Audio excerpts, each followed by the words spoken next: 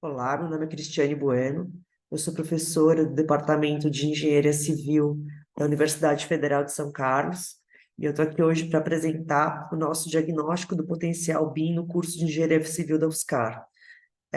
Esse trabalho foi desenvolvido no âmbito da rede Células BIM, da ANTAC, e desenvolvido pela equipe da Célula BIM da UFSCar, que é composto por mim, professora Sheila Serra, professor José Carlos Palhar e a professora Rochelle Amorim Ribeiro.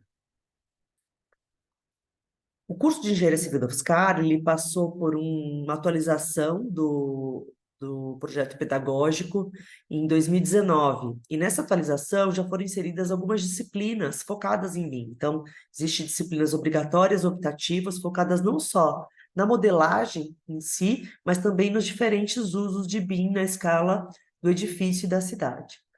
Agora, a gente está passando por uma reformulação, né? Uma revisão desse processo, desse projeto pedagógico, e a gente pretende fazer um diagnóstico mais amplo, aprofundado, de quais seriam as aplicações de BIM de uma forma transversal, uma forma mais integrada, e que junte o maior número de disciplinas possíveis do projeto pedagógico, implementando o BIM dessa forma integrada realmente no curso. Esse diagnóstico, né, assim como esse plano de implementação estão sendo desenvolvidos no âmbito da rede Células BIM da ANTAC, e agradecemos muito a felicidade, né, de participar desse grupo. Bom, o diagnóstico da matriz curricular, que é o que a gente vai apresentar hoje, ele é baseado na metodologia desenvolvida pela professora Érica Kekuchi, que também foi desenvolvida no âmbito da Célula BIM da Universidade Federal de Pernambuco, e a partir de discussões realizadas nas reuniões da célula, né, e de algumas referências prévias sobre o tema. Então, esse diagnóstico, essa metodologia é baseada em 8 categorias principais, que buscam definir se cada componente curricular tem interface com BIM, né? Então, essa interface é definida por uma gradação. Sim, se existe uma interface clara, né, entre o componente curricular e BIM. Talvez, se existe a possibilidade de interface, a depender da abordagem dada pelo docente no componente curricular, e não se não existe realmente nenhuma interface possível entre aquele componente curricular e BIM. Para se chegar a esse diagnóstico, né, de cada componente curricular, existem várias categorias de avaliação. Então, avalia-se o conceito BIM integrado, implementado, quais são as competências BIM de domínio técnico e execução, qual o estágio de implementação BIM, qual o potencial de integração dessa disciplina com outras disciplinas do curso ou de outros cursos, qual o estágio de ciclo de vida que aquele componente curricular trata, qual a disciplina da engenharia civil, né, arquitetura, estrutura, instalações, que é abordada, e qual o tipo de competência, se é uma competência prática ou conceitual. Bom, aqui a gente olha o diagnóstico da matriz curricular do curso de Engenharia Civil da UFSCar. A nossa matriz curricular ela é dividida entre os componentes de formação básica, que estão aí em verdinho, os componentes de formação profissionalizante, que estão em azul, os componentes do núcleo de formação específica, que estão em amarelo, em laranja, o núcleo de aprofundamento, e em rosa, o núcleo de consolidação da formação. Então, a gente pode ver que no núcleo de formação básica, que é mais no início do curso, né, a gente está tudo mais clarinho, ou seja, né, a gente tem aqui nas cores mais claras, quando não existe interface, e nas cores mais escuras, quando a interface é clara. Então, a gente vê aqui, está tudo mais clarinho, que existe poucas possibilidades de interface no núcleo de formação básica. Essas possibilidades aumentam um pouco no núcleo de formação profissionalizante, mas ainda não de forma tão ostensiva. E a gente consegue observar que o nosso terreno mais fértil, né, mais profícuo, no núcleo de formação específica, né, onde a gente consegue ver aí o amarelo mais forte predominando nos nossos componentes curriculares. No núcleo de aprofundamento, que é constituído basicamente pelas disciplinas optativas, a gente pode ver que algumas, dependendo da temática abordada, têm uma interface clara e outras não têm interface. Para os componentes especificamente do núcleo de consolidação da formação, que são basicamente as disciplinas de trabalho de conclusão de curso, de estágio supervisionado, a gente coloca sempre a cor média, porque vai depender da abordagem dada não pelo docente, né, mas pelo próprio aluno.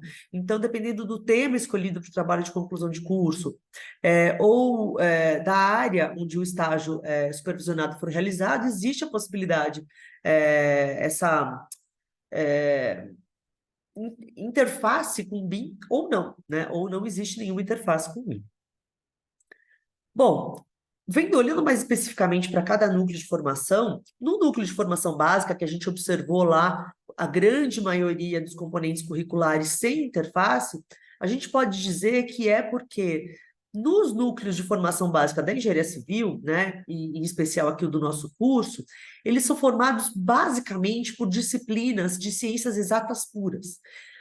Então, essas disciplinas, né, que vão ser aí cálculo, física, química, geometria analítica, são disciplinas onde não existe uma interface, de fato, possível, né, ou pelo menos direta, com a metodologia BIM.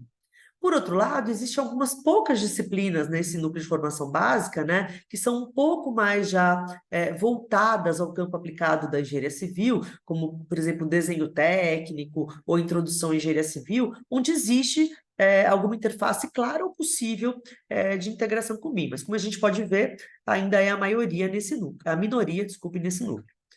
No núcleo de formação profissionalizante, a gente vê que as possibilidades, né, de interface, elas aumentam, elas já chegam à metade dos componentes curriculares, sendo alguns deles com interface clara e alguns com interface possível. Isso se dá ao fato de que, nesse núcleo profissionalizante, já existem diversas disciplinas aplicadas, de fato, ao campo da engenharia civil, onde é possível antever essa interface. De qualquer forma, metade das disciplinas ainda não oferece interface, né?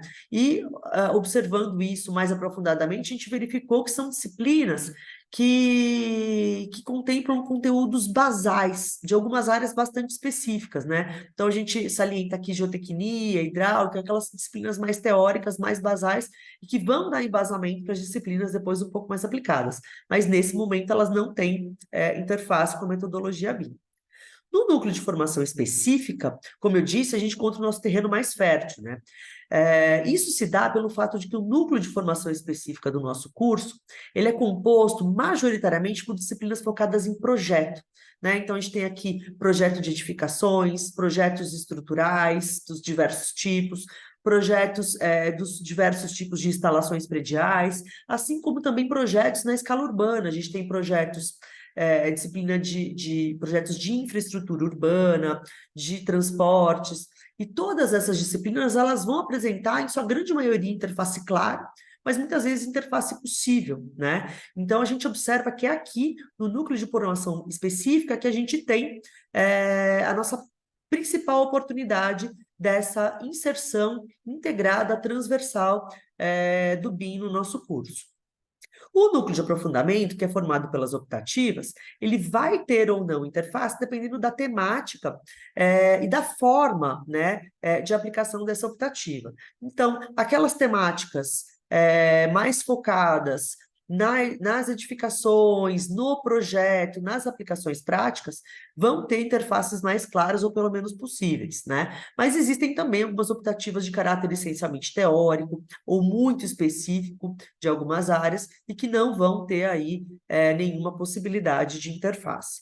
Então, aqui cabe a nós realmente diferenciar quais são essas disciplinas com maior potencial de interface, né? E tentar da melhor forma possível, integrar o conteúdo dessas disciplinas com aquelas abordagens já desenvolvidas no núcleo de formação específica.